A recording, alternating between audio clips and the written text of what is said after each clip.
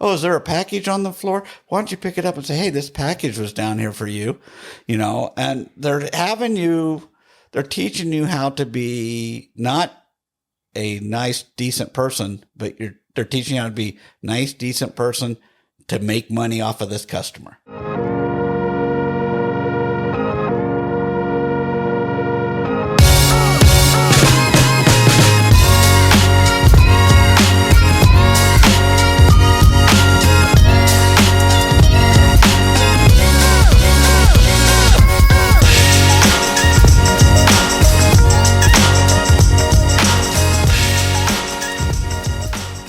Welcome back to the Dino Bros podcast with David, Brad, and Dino Mikey. Hi. You kill me. Oh man. All right. Well, we're gonna jump into this one. We're gonna be talking about a little bit of the industry standards, kind of where the trades are at for us, with it being for the Dino Service pros, not bros, but we do plumbing, HVAC, and electrical. So let's hop into it. But in this situation, we're the pros and the bros. We're the pros and the bros. Just to be clear. Yep. Bros, pros, hoes. I mean, no. I meant bros. That's why we brought Mike. Mike, keep us in line. So in industry standards, like, why is it important for a company to adhere to it? I want to hear from Mike, because Mike, again, being around since before Google, how was it before and what is it like now? Because the way I see it, it's like Maytag men, and then now it's kind of the Wild West right now. Maytag was way back. It's like you had the Maytag man that was all dressed in white, and the plumber, every single one of them seemed to wear the whole coveralls or the overalls. That was the uniform. Man, you had so many pockets. I might get one. You had so many pockets, man. You could carry everything on you. Super comfortable, just kind of baggy. That's how you know you're older. When you hit a certain age, you just don't give a crap anymore. It's just about convenience. The best thing is, if like you guys are watching this, you could see like the industry standard of Mike and David, where we come from and where we've gone wrong. And gone wrong with you, Mike. That's what I'm talking about. All right, so you're not a good plumber till you're fat. I'm just going to say that. I'm getting there. Got that dad bod coming in this season. Whew. So Maytag men versus now. So you had the Maytag man back in like 20s, basically 40s. I know, before my time. It might have been the 60s when it was my time, but I wasn't paying attention. Felt like the 20s. And that was the full on, white hat, white pants, everything all the way down. Just looks like a salesman. And there were companies when I was doing plumbing that they were wearing white shirts, clip-on ties. They'd come out to your house and take it off to do the work. It was ridiculous. But we went from the Maytag to just put on some work clothes, man. Go to work. Just jeans, shirts, holes in them. Doesn't matter. Nobody cared. So when did it start switching again to? I think everybody looks like mechanics right now. Well, I think we're back to the professional look, right? It's like everyone has a standard now of like homeowners, right? You show up to a house and they're like, there's been days, I've forgotten my booties, my shoe covers, and they're like, hey, you got shoe covers? I'm like, no. But it's expected, right? You come into a house and it's expected for you to be the plumbers, the trade industry, to be a certain way. Most people got their hair done, and then their uniform, either matching pants and shirt, but everyone has that standard of how you're supposed to operate, right? You come in, most people have a blanket or something to put their tools down on, and then they have shoe covers to protect, their carpet, because if you're a plumber, they don't know where your shoes have been and they don't want them all in their house. But so their assumption, they've been in poop. 100%. That's the problem. They're like, I don't know what you're stepping in, man. Yours haven't been in poop? All the time. Okay. Every day. Okay. Even though I don't like it. And you want your logo showing and all that, right? Yeah, you want your logo showing. I mean, so yeah, you got this look, right, of like, for me now that I've been in it, like I see a van and I'm like, oh, what tradesman is this? And you can see it now. Like you see a lot of people with this cartoon character of like a dude now, or It's whoever owns the company. It's the like, owner, yeah. it's like a cartoon character of him. And then vans are fully wrapped now. And so they pull up and it's a very professional look. But with that, you kind of, if you're calling, that you kind of know what you're paying for. You're paying for a professional company that's been around for some time or is trying to be around for some time. But I think it's a standard and everyone's looking for that now, right? So they don't want a lot of people don't want the handyman that's just showing up with the holes in jeans and falling apart. They kind of want a good looking dude to come in, or chick, good looking girl, to come in as well, because there is some out here. There's some girl. There's a few. Honestly, I wish there was more because there's a lot of people that like look down on like girl tradesmen, but the sad truth is they know they have something to prove. So I've worked around girl tradesmen and they work harder than some of the men out there, so it's a cool thing because they know they have a point to prove trying to come into was once a manly profession to come in as a woman and work their rear ends off to prove their point. And there's one in Canada that I follow, and she works for her pops out there, or was something like that, but she's always recording, always putting out content. So I'm always following her stuff because it's out in Canada too. So it's pretty neat to see. But you know why women aren't trades? They're too smart. Yeah. That's the truth. You go out a couple times on plumbing and you'll be like, no. Yeah. Go up in an attic when it's 115 outdoors and it's 140 up. Yeah, I'm not smart enough to say no. I'm not doing it, and I go up there. I see a lot more girls in electrical.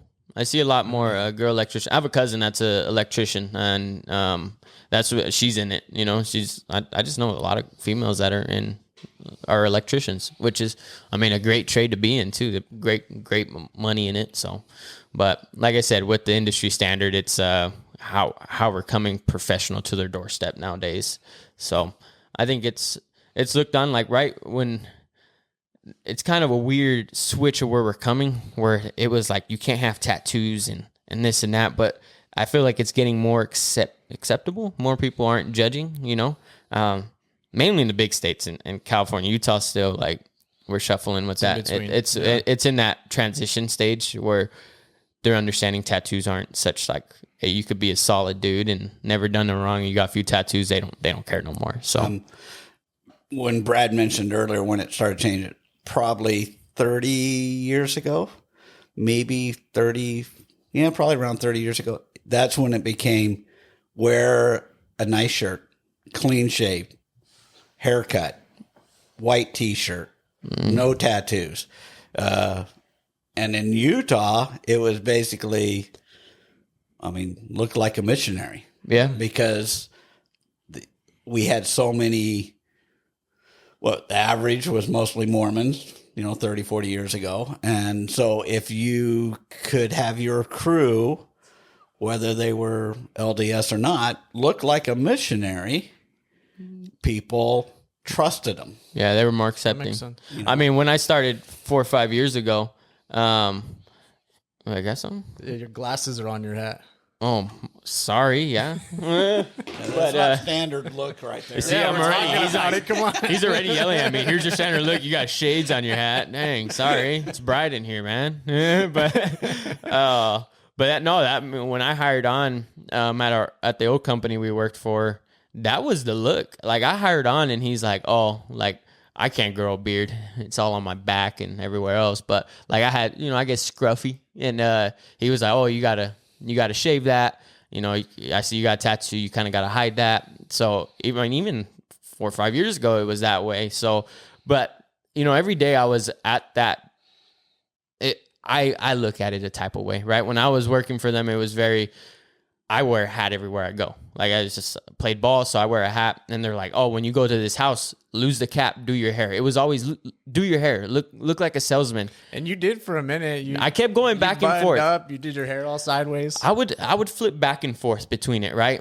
Because I'm like, okay, like, I get it. I got to follow by your procedures, like your policies or whatever. So I would do it after getting yelled at for so much. And I was like, fine, whatever. So I'd go and do it. And they're like, oh man, you your numbers are down. You're not doing much. I said, yeah, because I look like a dang salesman, man. Like, they're not going to trust this guy that walks in looking all like salesy. And that's how I felt. And I hated it. So like for me, like we still wear our uniform, you know, and like we do the part, but like I'm gonna still wear my hat, like, cause that's David. So I'm gonna wear my hat, but I feel like people trust me more when I just go in there as a person, you know, instead of being this role of like, this button up sales guy, you know, I'm gonna sell you a brand new tankless water heater. Like people were very standoffish with that. I felt like just through my experience, I felt that people were standoffish right off the jump. They're like, oh, here we go. You know, what are we gonna be sold today? So for me, I mean, I like the whole, like the uniform style, but because then everyone's like, we're recognizable, right? They see them out in the streets. So, oh, there's Dino, there's this, but like there's a fine line with me between like, there's too much, which is the whole button up missionary look for me. I felt like I struggled with that so much. Well, I like how we do it. The shirt has to be a company shirt. Mm-hmm. If you're going to wear a hat, you wear a company hat, because we have them. Because, I mean, my son-in-law always had a hat on. When they got married, he had his hat off. I walked by him 3 times and didn't recognize him. But he has no hair. I mean, hopefully he's not listening, but he's thinning out, and he was only in his 30s, and he's thinning out. And when he took his hat off, totally different person. And I think he even acted different. He was self-conscious about it. So, yeah. So if I wear a hat, am I going to go bald? Yes, I got hair, I promise. I think it is, because your hair needs sunlight to grow. And I think guys that wear hats go bald and keep going bald. But different story. I don't wear a hat. But no, I forgot where I was at. See, what's happening when you get old? Don't distract I'm sorry. I'm sorry. But you like how we do it. We wear we wear a company hat, shirt, company shirt. And we make sure if clean pants. You know, yeah. No glue stains. If we're wearing black shirts, I'm not sure green pants would work, or orange pants, but you know, pants that you feel comfortable in, shoes you feel comfortable in, and a truck that's looks like a company truck. Yeah, look presentable. But not a car salesman. Like that, I feel like that's where we fall, right? We're like, we look professional, but we also don't look like we're going to sell you a BMW. But I have one I might sell. Yeah, because you got sold. They sold you. Well, that's the good thing, though, man. That guy look good. You could dress up a piece of shit, and at the end of the day, it's still a piece of shit, right? Yeah. And I think that's common in the trades right now, especially where there's companies just throwing people in vans. So my take on the whole uniform thing is, let's make everyone look presentable, because we need to cover up our other mistakes. Well, they were professional, they were presentable, our vans look nice, our marketing's great, X, Y, and Z. I'll call them back because there's still that company that's going to be around. Versus us, we know our techs are about as solid as they can get. We appreciate and support the individualityism, however you say that, of it, right? Because when you go into home, when someone comes into my home, I'd rather be treated like a human than just someone presenting to me. Yeah, 100%. I mean, that's where I feel like I do the best, right? Is like, I just show up, hey, what's up, Paul? How you doing, brother? Yeah, you know, like we just have a good time where I could be myself, because dude, I'm telling you, I could go on and on about this because it frustrated me so much. It was always like, you gotta be this type of person and this and that, you know, like they're always just trying to make you into like this salesy guy, and I hated it because, like I said, it just did not work. Like I said, I felt like people just stopped trusting you. And that's the problem that we have as service professionals, is we already look like that, right? Like people already look at, like I talk to people, you know, and I don't have my uniform on, and they're like, yeah, like plumbers are just salesmen, you know, this and that. So like when you show up that way, people aren't going to listen to you. They're not going to listen to your education that you're giving to them, because they have their walls up and they're like, oh, what am I going to be sold? Is he BSing with me on this? So if you just look like a normal human, like you would in a grocery store, but you have uniform, and then once you start talking to them about things that, you know, you're recommending for their plumbing system, they're going to feel more open to listen to you in that aspect. Agree and disagree. Love it.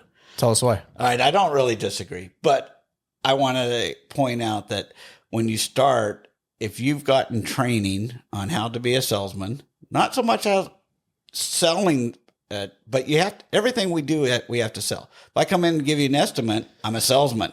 I'm trying to explain to you why you want me to come in and do this repair. I've known some really good plumbers.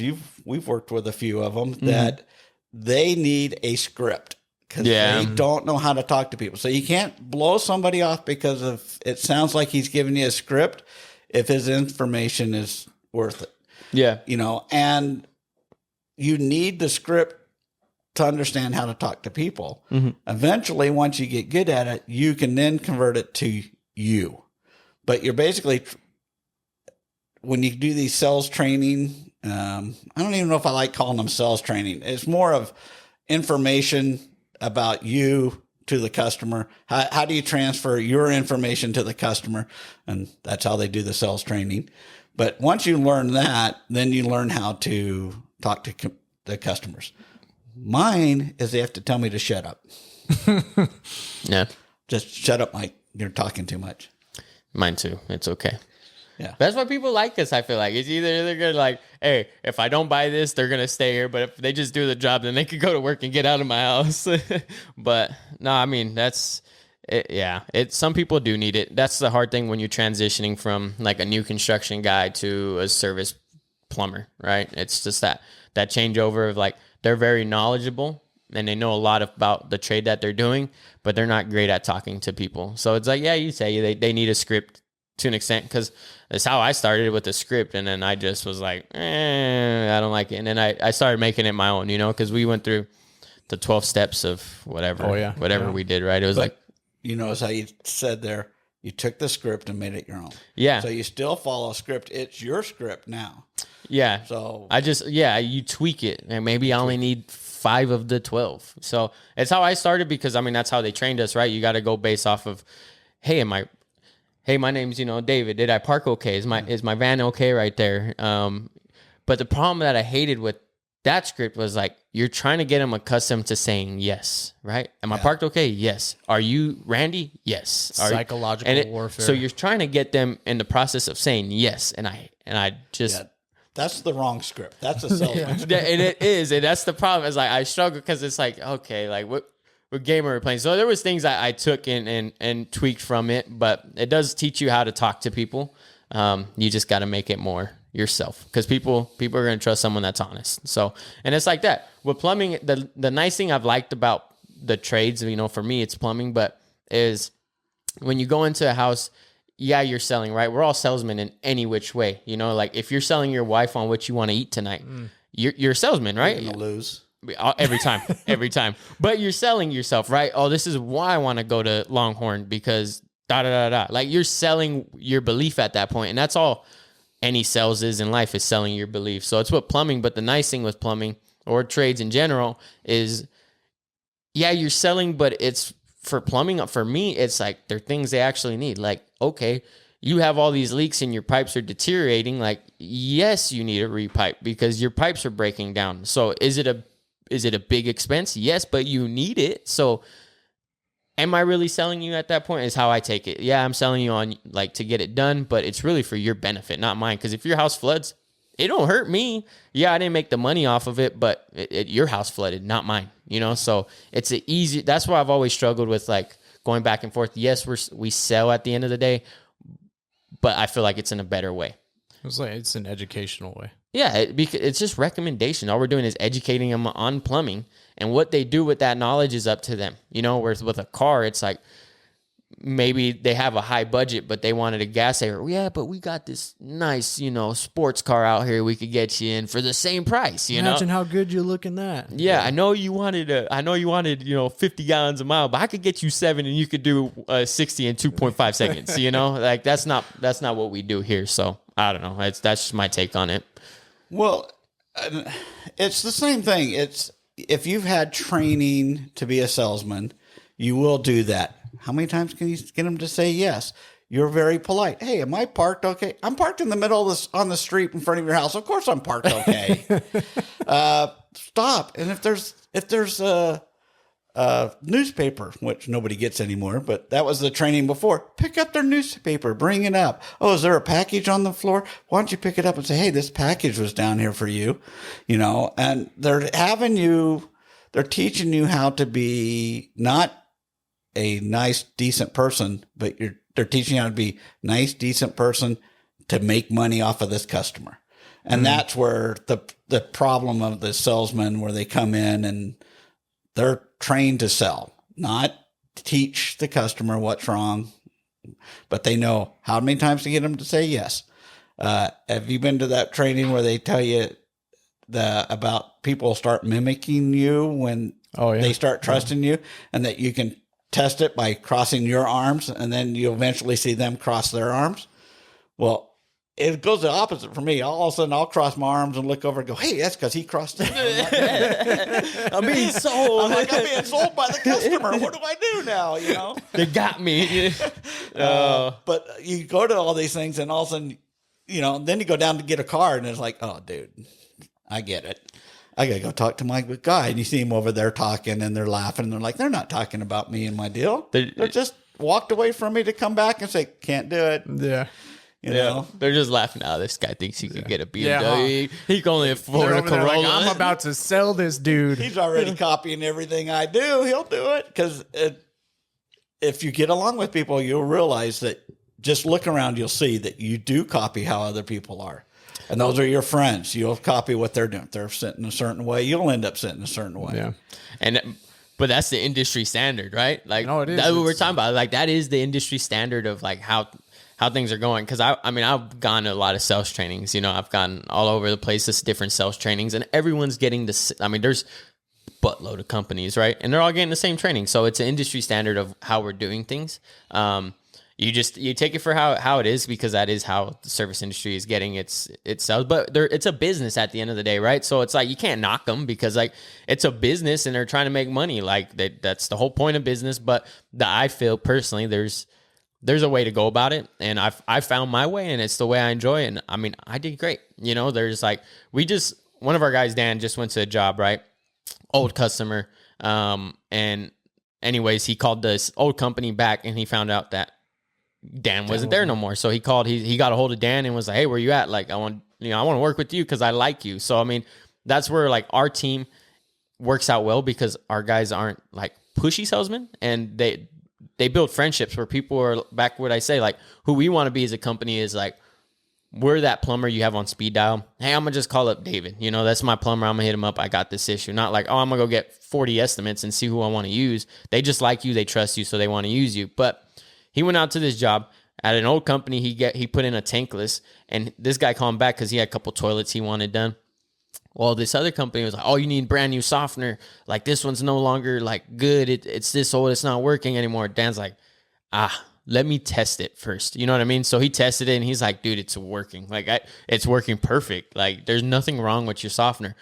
But it's like they were trying to sell them on an $8,000 unit. So it's like, that's the nice thing with plumbing is like, yeah, can we probably get that sell? Yeah, but we don't want to be like car salesmen. Like I say, we want to do things proper and do it right. Like, no, it's working. So why are we going to sell you a brand new one when you got a unit that's doing the job? Like, so the whole purpose is we want to make your house to where everything works properly and the most efficient that it can be. So we don't hear back from you. Like that's the thing with service. Like things are always going to break down. So like, let's build you out so we could keep that lasting as long as possible. So it's a weird industry standard for me. I get it, but at the same time, I struggle with it. Well, a lot of those other companies, they have expectations versus goals, where you're expected to make X amount per month from your van. Yeah. Whereas we're focused on breaking narratives, but also hitting our goals, not expectations, but goals of what the company has. I thought we just told everybody to make more. Well, yeah, of course, but the proper way. Right, yeah. And that's on me. That's on me to get more calls so that we can make more. Yeah, it's not. I ran into a plumber once who told me, he goes, well, what are you charging for a water heater?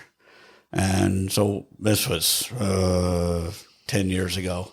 And I think we were at 50 10 bucks. years ago. No, $20. It was before the new code, so they raised the price of water. But so I think we were like at $1,500.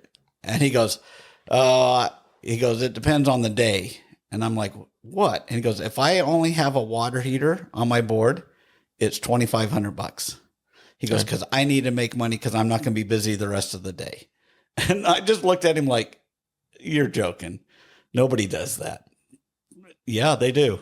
If they're not making money, all of a sudden things go up because they go, well, I need to make so much a day. And if I only have one job, that job has to cover the whole day. And I go, it's a half a day.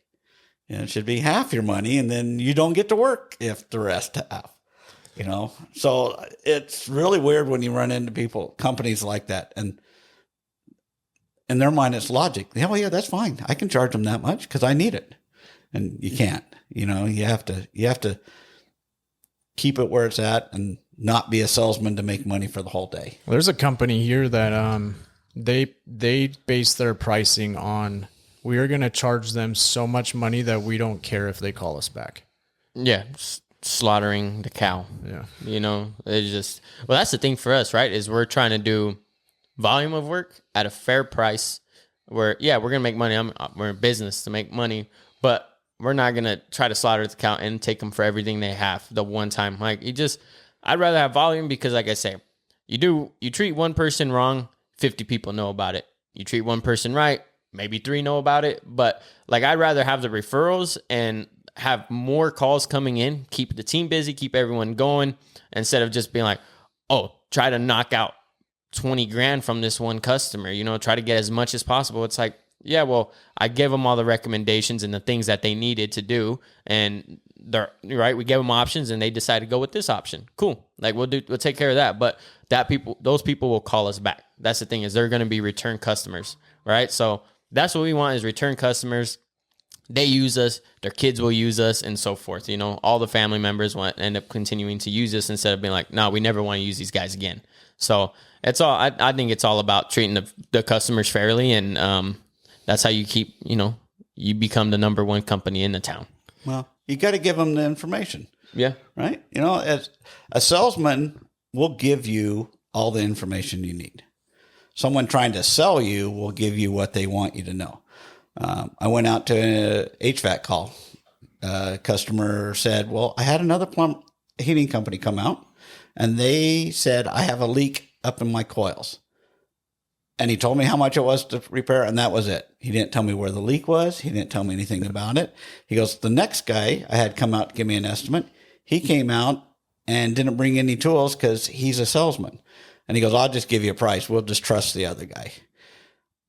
So which is they called us to come out, common. and she talked about he had his little tester out there, which I don't have because I usually do a pressure test. And if you keep losing it, it's a sealed system. Of course, there's a leak. You've lost Freon. So I went out and bought a new equipment. By the way, I'll give you the receipt. Was that approved? It wasn't cheap. I mean, I bought the basic one and it was $500. So it's not something the customer's going to go buy. Is that approved now? Okay. Yes. Okay, thanks. But it's also not something we're going to charge the customer for. On the podcast, it's approved. Behind closed doors, we're getting the whips out. Too late, I already bought it. But I went up into the attic, got it out, found the leak, took a video of it, showed her what her problem was and where it was and why you needed a whole new coil. And then I was talking to her about the fact that it's running the 410 Freon, which is information. Yeah. Which next year they're phasing out. So that means whatever you buy this year, you're not going to be able to replace it because it'll be a new Freon starting next year. But they don't have the new Freon, so you still have to buy that old style. But the problem is no one else ever did. They were all going to put just a coil in up in the attic and still leave her compressor outside as 15 years old, or no, it was 12 years old. So in 10 years, she's going to have to buy a new compressor and a new coil because of the new Freon instead of just a compressor. Well, that's one of those industry standards, especially around here, is go and sell a unit. Sell a unit. Tell them what they need to hear to sell a unit. There's not really that customer options like you say. Yeah. All it is just replace, and that's where there's a lot more salesmen than there is technicians out there right now. Yeah. Well, you give your options, it's like, hey, either we could replace your unit and this is what it's going to cost you. This is why I think it's beneficial. If you have an old unit that's already, 15 years old or whatever, like I think it's beneficial because of these reasons, here's your middle one. We could repair these and give a little upgrade in this area. Or there's your basic, hey, I'll just repair the one thing that you called me out for. And this is why we'll get you by. It's a Band-Aid fix is what I like to call it. Or it fixes the unit and it's, it's good to go. But like I said, it's like, oh, this will get you by for a couple more years. But I mean, it's all about options and allow people to choose what they want to do with it.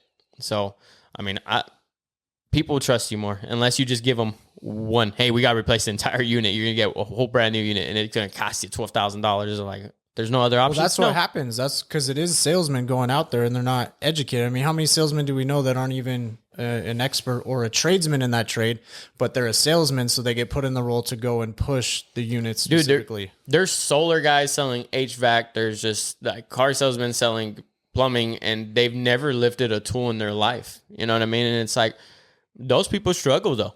Like they struggle because like in trades, you got to know what you're talking about. Like that's the hard thing is you got to know what you're talking about. You're going to do a lot better than the guy that doesn't, So it's like you want to learn the systems and learn how it all works before you start. Cause there's that's the industry standard again, where it's like they have strictly salesmen that's all they do is they drive in a car. I got put in that position for a few months and I didn't really enjoy it because I was like, I see issues and I'm like, I want to go fix it. Like but I don't got my tools on me because that was my role. Sell. I had install teams. You do the work and I was just on to the next. I struggled in that position because I'm such a hands-on guy that I struggled in it. But hey, that's part of the industry standard. So that's where everything's going. And I think we're going to see more and more of that too, because a lot of companies are diving into that, which is cool. I guess in an aspect for them, it's cool. They're building more of those because it is a money game. How much money can you push out and have just your hourly workers doing the installs? So, I mean, I had 3 teams under me and that's all they did was just install. They didn't really talk to customers. I lined them out, went to the job. Here you go. This is what I need you to do. And then I disappeared and they did the job. And that was that. But which sucks though. Speaking of that, it sucks because you know how many times I get asked, hey, are you going to be here? Right? Because they trusted in me. When I sold this job to them, they trusted in me. Hey, cool. Like you gave us all this information. We really like you. Like, are you going to be here? No, sorry. It's going to be my team. And then I got to sell the team and how great they are, which is hard, because they're like, well, we don't know them. Like they're not here, like if you're there and you have a team with you, awesome. But if it's just like, hey, here's your team, see you later. They're like, do we know these guys know what they're doing? So it's a hard battle, but like I said, you see a lot more companies jumping into that. So kind of on that topic, but reverting back then, how important is like hygiene, facial hair care, self-care? Like, and this kind of goes back to the old plumber homage of like, man, plumbers are dirty, plumbers are gross. It's a crap job. Dude, how much how does that? How far back are you going when you're saying plumbers were dirty and crappy? Wait, how long have you been doing this? 70? Yeah. You say 78? Whenever you started. Only by the end of the day. Yeah. No, dude, hygiene is, for me, it's massive. If I forget deodorant, I'll bounce and I'll go buy me brand new deodorant. Like I hate bad hygiene. Like I'm so big on it, and so do customers too. You know what I mean? Like and we're such nice people as humans for the most part, right? Like we're not going to say nothing, but you'll see people like, this guy stinks or whatever. And they're kind of standoffish, but it's huge. Like no one wants some stinky dude in their house. Like, hey man, go shower, go do something and then come back. So hygiene's big. Obviously, like when it's summer and it's 100 degrees outside, like you're gonna be sweating and service, like we're jumping from job to job. So it happens, but it is massive. To have good hygiene is big because people will push you out their house quick if you stink. Sadly, I mean, is it? I'm not sad that you shouldn't stink. Like, sorry, like go like throw on some deodorant, throw on some cologne, take care of yourself. Like, I'm not sorry. And that's under the hygiene. That's the same thing as we talked about salesmen who they have to look a certain way. Smoking cigarettes. I mean, nowadays, if you need a smoke, you can get those e-cigarettes and you don't smell like you're smoking cigarettes. Smell like bubble gum. I was never a smoker. And I tell you what, when somebody walks by me that just had a cigarette, dude, I think it's the nastiest smell. Yeah. So even that little bit right there is good that you had sales training to remind you that Some people may not like the smell of smoke. Some people may not like the smell of alcohol on my breath. I don't understand that. It's just a little vodka. Yeah, it's how I brush my teeth in the morning. I only say that because I had a guy that got called, a lady called and said, knew the owner of the company and said, this guy had just pulled over by a park in front of her house and was drinking his lunch. And she goes, I'm watching your guy right now drinking some sort of alcohol, vodka or something. Yep, he was. Every day at lunch, he would stop and have a drink. So perception's everything. New construction. That's new construction, home warranty are different. But hold on, I have a question on this. So now with us being in the day and age, we are obviously, if people are going to drink, they're going to try to hide it. But we live in such an era where it's so common to see vaping everywhere we go. Yeah. What's your take on vaping in the industry, and is it something that should also be hidden like alcohol, or is it more should not common be in the house? I'll say property. this: my son vapes, and so I'm very negative against vaping. He also works for us. He also works for us too. Yeah. But he says things like, "It's the healthiest bad thing he can do." So it's doesn't have cigarettes, so it's healthier than cigarettes, and that's all he focuses on, right? And I think a lot of people do, and that they'll think that they can vape in a house, they can vape going up. I would prefer people vaping out in their truck, off the property. You still don't do it on the property. Out of sight. But I'm still, okay, I understand, because he smokes, he needs it. I would rather him vape than have a wad of chew in his mouth, because I know eventually that's got to get spit out. Yeah. So is it wrong? Yeah, I still think it's wrong. I still think it's unhealthy. But vaping is healthier than cigarettes, and it doesn't smell. So the customer isn't. I don't think it's so much as the customer approving or disapproving. It's if you come in smelling stinky, are you going to leave your stink behind? No matter what it is, cigarettes, alcohol, and be respectful. Odor. Be respectful to the other person. Is your stink going to be left in that? And that's what the customer's going to be thinking. If a guy walks in with cigarettes, am I going to smell cigarette for the rest of the day? So it's respect. You stay away from them. So vaping is, I think, a whole lot better for our industry for people that smoke, because they don't smell like cigarettes.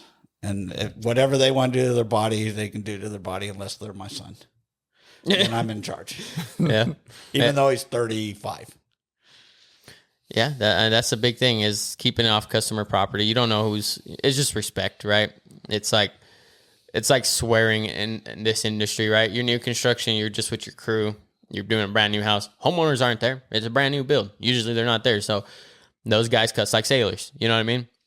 So do I. But there's a time they're out in shirts or no shirts, shorts. Oh yeah, they're out there, t-shirts off, working. And you could go just stay away from new construction sites, because you don't want to see what you got to see out there. They're crazy. But like I say, it's different from service, right? Service, we're a service, so we got to be very respectable. And it's like with that, like it's just respecting the customer. It's like I said, it's like with swearing. Like you don't know how they were brought up. Like if they enjoy hearing that kind of stuff, or if they got kids around and stuff like that. Like you want to be professional, so homeowners are happy with you. And sometimes you can change it up a little bit, because people will allow you to. Like they'll let you know, like, hey man, you do this and that. Like, like lay up a little bit. You don't need to be so buttoned up. And like those people will allow you to be, but like 90% of people, they want you to be professional, be on your best behavior. And there's nothing wrong with that. I think that's how it should be, because you are a service, you're representing a business, and that business wants to be known for good things. I think we talked about it too, where it's like someone was brandishing a firearm on the freeway in a company truck. It's like, you don't want to do those things, because it's just a bad look for the company. And now the owner has to deal with that, that situation. So I think like do it away from a customer's house. Don't do it on their property. Don't, just do it on your own time away, and don't smell like cigarette. And that's a big thing. Like, yeah, cigarettes not, because that thing lingers on you. You ever have a server come up to you and give you food, and they just smell like a pack of cigarettes? You're like, dude, like I don't want my food. I'm good. Like it makes me not want to eat. I'm just like, that stuff stinks, And I vape, so like I vape, but I can't stand cigarettes, because it's just like I grew up around it, you know, from all my aunts and stuff, which is cool. But it's just like, it's a constant smell that just like is stuck to you. You're like, dude, this stuff reeks. So I don't know. I think it's a good standard to have. I'm all for that standard. Keep it off people's property and be respectful. So what limitations do you think companies have when implementing uniform codes or procedures? Or what do you mean? Like, so this is, Mike and I were talking about this earlier, but he worked for a company where you couldn't have beard, right? And so you had to be clean shaven. As a company, you potentially are going to lose really solid people that aren't willing to adhere to that. So it's a back and forth, right? Like, you want people that are going to adhere, but you also want the individual side of them too. So as companies progress into the more professional look, what are limitations you see for whether it's the worker or the company? Like how far they could push with it? Right. Duck Dynasty is out. You can't do that beard. Have you seen Duck Dynasty?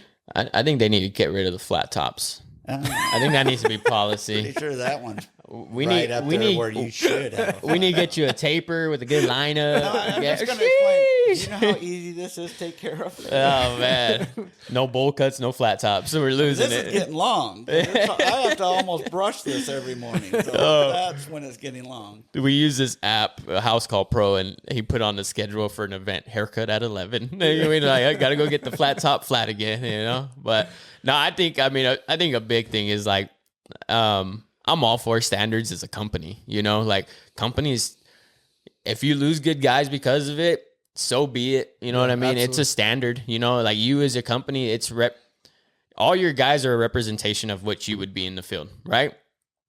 Do I love it? I mean, I was a guy that wore a hat and they told me not to, like, you know what I mean? So it was like, it's a fine line. It's a fine line, but it's like everything else I followed by what they wanted, you know?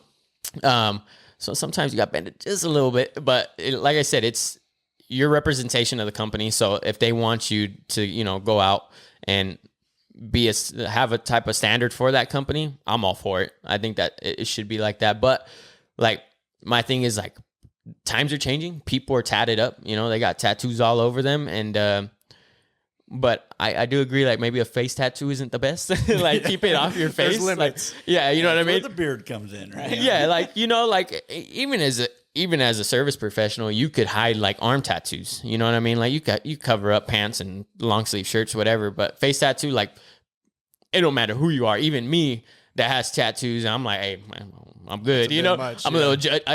The judgment comes out a little bit. Like, why you tatted on your face, man? Like, you know. So I think it's a good standard to have, but companies are gonna have to start giving into what's new. You know, so Yeah.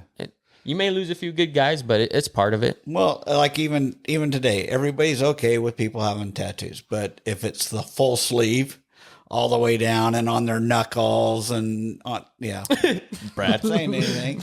That's what I brought hide it in up. the office, so That's what brought it up. Is that right now is in some people is going too far.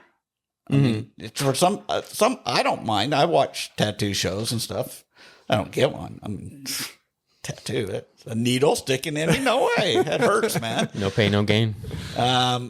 So I can see where it's going to eventually, there's a limit to it too. I mean, you can have tattoos, but if all of a sudden that's all I notice about you, then you may not be a good fit for a service company because that's what the customer is going to see. So we're not being judgmental, and we're not saying customers are judgmental, but I hate to say it, but I judge every single person I see. I have we're to. human. It's human nature. I'm just making I'm not judging them. I'm just making a judgment of what to expect. And the tech and field is gonna be on that, right? It's like I say, like We're the face of the company, so well, I look like a baby still, you know what I mean? So it's like I go to the door where people answer the door and they you're see not? me. Shut up. Shut up. Man. people always say you don't look older than day 18. Yeah, oh dude, I was like talking to some lady about a repipe yesterday, and I'm talking to them and she's like, "You're not old enough to know how to repipe a house." I'm like, "How old do you think I am?" And she's like, 16. I'm like, "Dang." I was like, "I got 3 kids." I'm like, "How old do you think I am now?" She's like, "Oh, 3 kids." She's like, 28. I was like, dang, 25, leave me alone. Chill out. You were nice, now you're rude. But no, it's like with the tattoos everywhere, you know, it's like, I see for me, it's like I run into like, as soon as they open the door, it's that you're too young. So now I'm battling that right off the jump. So it's my knowledge of plumbing that helps me out where they're like, oh, okay, maybe he knows what he's talking about. But like with guys with tattoos, it's like, you're going to battle the hard truth is you're going to battle is this guy going to rob me? Like, you know what I mean? That's the hard truth. And like, there's still a lot of that generation out there that struggles with that. Like, oh, you got tattoos, you're gang affiliated, you're in a biker club or whatever it may be. My generation is open to it. They're like, oh yeah, cool. You got some tattoo. It's art for them, you know? Yeah. So, my generation of people don't really care. It's like, hey, what do you got? Let me see, you know, that's cool. So it's that battle of those guys are going to have to face, and it's going to make it that much harder to sell equipment or whatever it may be, because you have to fight that judgment. Well, and it's the movies. I mean, think about it. When I was growing up, every bad guy had a tattoo. The cops, the FBI, the good people, none of them had tattoos. It was always the evil bad guys had the tattoos on them. And that's how we grew up. I'm sorry. And they had brown skin. I'm just saying. Dang, this took a turn. It was on TV. It's not my fault. No, it's programming. How many? It is, yeah. You didn't tell me I had all my. No, but that is those make you look better. See industry standards. You look like glasses. You know what you're doing. Yeah, and that's the hard truth, though. Is like honestly, I mean, you got television that this a plumbing podcast or a trades podcast, but we talking about programming. But that's what I mean. Television is that way, right? It's like that where it's like. You get these where it's like, oh, I got to lock my door because such and such is walking by. So it's like, it's such a hard battle to have here. And like in Utah, coming from Los Angeles, did not deal with that. Coming to Utah, deal with it. Yeah. You know what I mean? So it's like, I deal with it like a lot more than, which I think I should, but it's whatever. It's life, you know, we deal with it. But I mean, that's the truth is you got television that programs you to feel a type of way about certain religions, about certain tattoos and all this. So it's like, when you watch all that, like Mike's not wrong. Like that's how you feel. Like, oh, these guys are gonna rob me. Like people look at me. I mean, he might be a cholo, you know. And I'm like, dang, you know, I grew up with a great family. Like I was raised proper, you know what I mean? Like, but that's the stereotypes that are out there nowadays. So in Utah, nobody knows what a cholo is. I know. So it's the standards that set us apart. Then yeah. You have to you have to have standards in the industry. They also have to be relaxed enough that you're not overdoing it. You can't you can't come in with every one of your guys have the same color shoes, the same socks, the same pants, the same shirt, the same hat, and the same clean shaven or look about them. It's just not normal. You know, there has to be some individual. See, that's what I'm saying. Individualism? Yeah. Is that it? There we go. Yeah. You have to have that with the people, or they will be a salesman, not knowing how to sell. You have to know how to sell because that tells you don't walk up there with a cigarette in your mouth and smell like cigarettes. You know, don't be rude. Don't swear. You know, it's hard for some people that swear to not swear in front of customers, you know, but they're good at it. I mean, I've been around people that they swear every other word. And then all of a sudden they're with a customer and it's like, I haven't heard you swear at all. How do you do that? I feel attacked. I feel attacked right now. Have you met my mom? You've met my mom. Oh man, mom. That's why she's like, why do you cuss so much? But she swears in a way where you don't even notice it. No, I notice it every time. She's like, why you cuss so much, David? I said, record yourself for 2 minutes and tell me who I got it from, you know? It's funny because she does, like, everyone that's met her just busts up because she's a character. She's funny, man. But I'm like, man, you cuss worse than I do. But you got to know how to change it up. You know, when you deal with customers, you got to know how to, like, flip it and just be professional, you know? There's just a standard to follow. Yeah. Got to do it. They got these, everyone's posting pictures on, like, TikTok or whatever, right? Or like videos, and it's like who you think you're emailing, and it's like someone buttoned up, and it's like who you're really emailing, and they're like EDC just jamming out, like going crazy, you know? I'm like, yeah, that's who you get, but that's the standard of like who we have to be, you know? Like no one wants that guy coming to the house. They want someone that's respectable in every way. So I think there's limitations to it, right? But the great thing about it is like you want that standard because you don't want this bushman either. I'm just like, you can have a beard, but maybe just keep it like groomed, right? Like just clean. You're not just like all these hairs going everywhere and look like a mess, you know? So it's like just keeping it groomed and looking in a professional way, I think is great, because you have to, like, when customers call you and you got 40 employees, every time they're going to get someone that's along the same way, right? It's a standard that the company has. So what I would tell everybody out there is, if you're curious about the company's standards, you can find them on social media easily and see what their standard is, or visit their website. And you could do that with us at dinoservicepros.com, or visit us at Dino Service Pros on any social media platform. You guys have anything else to add? No. Not good. I'm gravy. Good. Cool. Gravy, baby. Until next time. Cool. Bye. Later. Bye.